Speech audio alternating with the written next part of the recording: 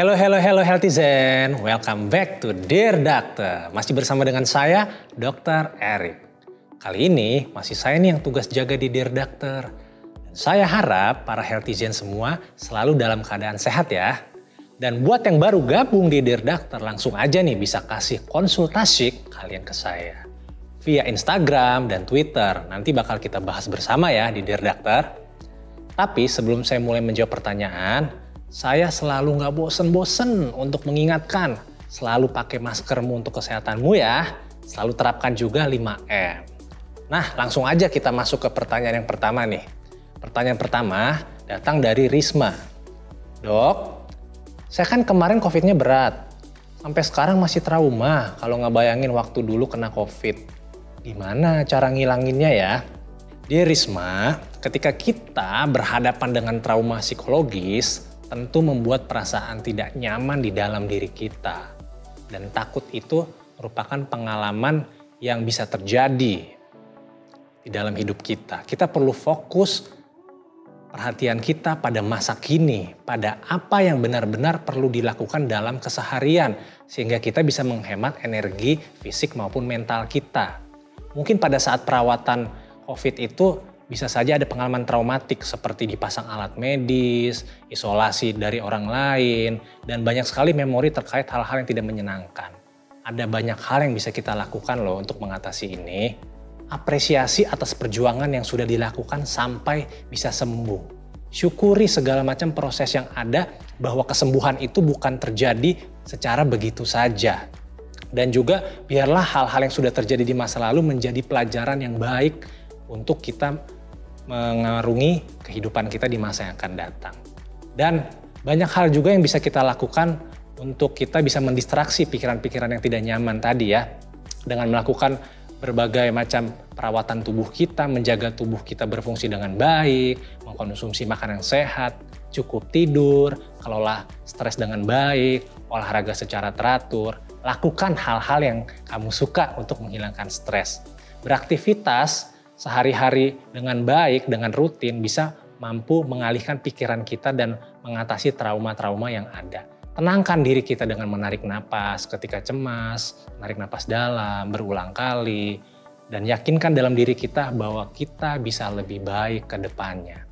Lalu jangan sampai kita menyalahkan diri sendiri, rasa bersalah, malu, marah, kecewa, dan sedih, dan mengasihani diri sendiri secara berkepanjangan justru akan menjadi penyakit baru bagi diri kita.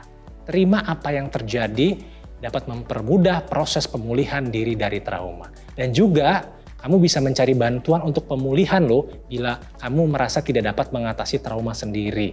Bisa curhat kepada teman atau keluarga, konsultasi juga kepada dokter psikiater bila kamu rasa butuh, dan diskusi juga dengan teman-teman penyintas yang sudah pernah mengalami pengalaman yang sama dengan yang kamu rasakan. Baik, untuk selanjutnya, pertanyaan datang dari Lolita Mirza. Dear Doctor, anak saya umur 10 tahun kena COVID terus dikucilkan sama teman-temannya sampai sekarang. Gimana nyikapi ini ya dok?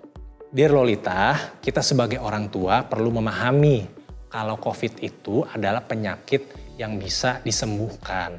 Penularan memang bisa terjadi pada siapa saja. Ibarat terjadi bencana kan kita tidak tahu kapan itu akan terjadi atau kapan siapa saja yang bisa mengalami hal tersebut. Kita bisa mengedukasikan ke anak kita dengan cara yang sederhana bahwa sesuatu hal yang bernama COVID itu bisa sembuh loh. Memang anak kita bisa jadi belum paham gitu konsekuensi dari penyakit COVID. Kita harus menjelaskan dengan bahasa yang sederhana, dapat dimengerti anak kita. Bisa juga kita memberikan motivasi pada anak kita pada saat mereka sudah sembuh dari COVID, tetap temani mereka atau anak kita untuk tetap bermain dan berikan semangat agar tetap percaya diri terhadap diri sendiri dan juga lingkungan. Kita perlu memberitahu juga saat ini bermain dan belajar tetap di rumah aja ya secara online, tidak perlu keluar rumah untuk keamanan dan pencegahan penularan. Untuk kita sebagai orang tua, kita juga perlu memahami mana hal-hal yang bisa diubah dan mana hal-hal yang tidak bisa kita ubah. Apa hal-hal yang bisa kita ubah adalah bagaimana kita mempersepsikan diri kita ataupun anak kita. Hal-hal yang tidak bisa kita ubah, bagaimana lingkungan atau teman-teman anak kita mempersepsikan diri anak kita itu tidak bisa kita ubah. Jadi ketika kita mampu mengontrol pikiran kita, mempersepsikan diri atau anak kita dengan baik, diharapkan kualitas hidup kita juga dan anak kita dapat meningkat. Lalu pertanyaan selanjutnya datang dari Chris Cornet. Dear Doctor, kenapa orang dengan gangguan jiwa nggak kena COVID-19? Apa virusnya buat orang normal aja? Jadi banyak anggapan bahwa ODGJ atau orang dengan gangguan jiwa tidak bisa kena COVID-19 meski mereka berkeliaran di jalan tanpa prokes. Nah, anggapan ini Healthyzen menyesatkan karena faktanya banyak pasien COVID-19 di rumah sakit juga mengidap gangguan jiwa. Justru risiko kematian pada ODGJ yang terinfeksi COVID-19 justru meningkat 2 kali lipat. Jadi penanganan yang lebih intensif dan komprehensif perlu dilakukan pada orang-orang yang mengalami gangguan jiwa dan juga yang mengalami COVID-19. Jadi kenapa terapi perlu intensif? Karena mereka mengalami 2 hal, 2 kondisi. Yang pertama COVID-19 juga gangguan jiwanya. Dan perlu dipikirkan juga interaksi obat antara obat COVID dengan obat-obat terkait gangguan mental. Saat seseorang terkena gangguan jiwa, imunitasnya menurun dan pola hidup sehatnya kan pasti memburuk. Nah, ini yang bisa meningkatkan resiko terjadinya COVID-19. Semoga bisa dipahami ya. Lalu pertanyaan selanjutnya datang dari Liam. Dear Doctor, tips dong buat kakak dan orang tua saya di kampung yang lagi isolasi mandiri. Gimana supaya mereka mengerti virus ini nggak kayak flu biasa, isomannya nggak terkontrol, masih keluar dan nerima tamu ke rumah. Dear Liam, kita perlu memberikan pemahaman dengan bahasa yang sederhana dan mudah dimengerti dan jangan ragu bila diperlukan penjelasan yang berulang kali ke orang tua kita ataupun kakak kita. Dan tanyakan tentang seberapa jauh sih sebenarnya pemahaman mereka tentang COVID. Kita bisa berikan tuh analogi atau perbandingan dengan suatu kondisi yang familiar dengan kakak atau orang tua kamu. Berikan juga pemahaman bahwa COVID-19 itu menular melalui cairan atau cipratan liur seseorang yang dikeluarkan dari hidung atau mulut saat bersin atau batuk, bahkan berbicara. Gitu. Jadi hal tersebut bisa ditularkan pada saat ada interaksi secara tatap muka dan bisa merugikan orang yang terpapar virus COVID-19 sebelumnya dan juga orang yang sedang berinteraksi dengan mereka. Dan juga sampaikan bahwa dengan melakukan isolasi mandiri, artinya mereka menyayangi diri mereka sendiri maupun orang-orang lain di sekitar mereka. Sampaikan juga diskusi ini dengan baik tanpa ada tendensi ke arah perdebatan ya. Karena kan pada dasarnya nggak ada orang yang ingin dihakimi atau juga terkesan diajari. Yang penting bagaimana kita mengkomunikasikan dengan baik. Baiklah, kita lanjut ke pertanyaan selanjutnya. Dari John Martin. Dear Doctor, semenjak corona anggota keluarga jadi pecah kubu nih. Ada yang percaya sama enggak. Sampai banyak yang left grup keluarga. Gimana biar bisa diperbaikin lagi ya dok? Dear John Martin, memang hal ini cukup sering terjadi nih di era pandemi ini ya. Yang mana terjadi konflik antara mereka yang percaya maupun mereka yang tidak percaya terhadap COVID. Konflik terjadi karena adanya perbedaan persepsi dan sikap akan suatu hal. Bagaimana menyikapinya adalah diperlukan pikiran yang tenang dan emosi yang stabil. Jadi, karena ini berkaitan dengan keluarga, pikirkan kembali apa yang membuat kamu menjadi sebuah keluarga. Pasti karena kesamaan latar belakang kan, karena juga memang sudah diatur dari sebelumnya kamu menjadi sebuah keluarga. Pikirkan kembali hal baik yang sudah dilalui sebagai sebuah keluarga. Jangan sampai konflik perbedaan pendapat saja membuat sebuah keluarga menjadi pecah. Mungkin sejenak boleh kamu dan keluarga sama-sama menenangkan diri masing-masing dan tidak ikut di dalam sebuah grup keluarga. Dan setelah itu buat kesepakatan jangan sampai ada lagi konflik kembali di keluarga untuk membahas tentang masalah COVID-19.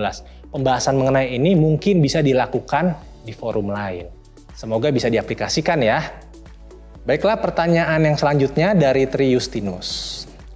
Dear Doctor, mana yang lebih dahulu kita rawat? Kesehatan fisik atau kesehatan mental? Apakah kalau fisik kita sehat, mental kita juga ikut sehat, dok? Nah, ini sebuah pertanyaan yang sangat menarik nih. Mana yang lebih penting? Fisik atau mental atau dua-duanya penting? Dear Tri Justinus, fisik dan mental merupakan bagian yang tidak bisa terpisahkan dari seorang manusia dan saling berpengaruh satu sama lain. Menjaga fisik kita akan berdampak bagi mental kita dan juga sebaliknya.